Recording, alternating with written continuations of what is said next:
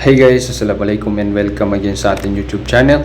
So ngayon ay magta-transfer tayo ng pera from BPI. So merong announcement si BPI nitong dumang araw na free na yung kanilang InstaPay at saka PesoNet. So ngayon susubukan natin guys mag-transfer ng pera gamit ang ating online BPI banking.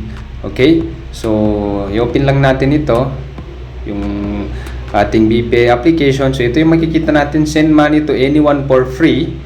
So ayan na guys, meron na silang notification dito pag open pa lang ng ating BPI application. So ito yung makikita natin. So as you can see, free na yung kanyang InstaPay at saka yung PesoNet. Okay, so ngayon tatry natin ngayon kung free talaga mag-transfer. Ayan. So, transfer muna tayo. Since July 1 ngayon, so ito yung announcement nila sa July 1, ay pwede na tayo mag-transfer ng pera ng walang service charge. Okay, so hintayin lang natin. Okay, so ayan.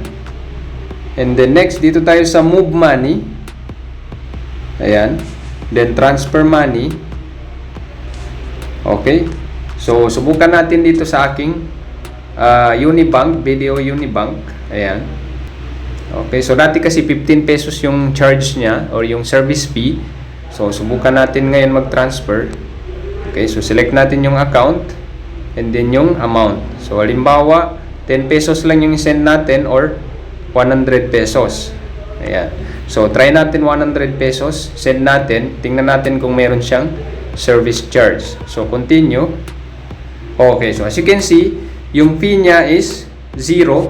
So dati kasi nung una pa talaga is 25. So ngayon, sunod naman is naging 15 pesos yung kanyang service charge. So ngayon, 0 na. So as you can see, 0 na ang kanyang service charge. So free na talaga.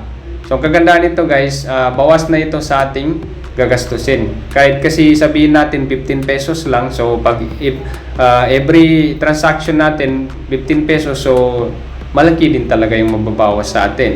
Kasi hindi lang naman isang beses tayo magta-transfer eh. Okay, so confirm lang natin. Okay, so ayan. So send natin ngayon. Okay, so ayan, transfer successful. So, wala na talaga siyang fee. So, 0 fees. So, maganda talaga ito kasi makakatipid tayo kahit papano.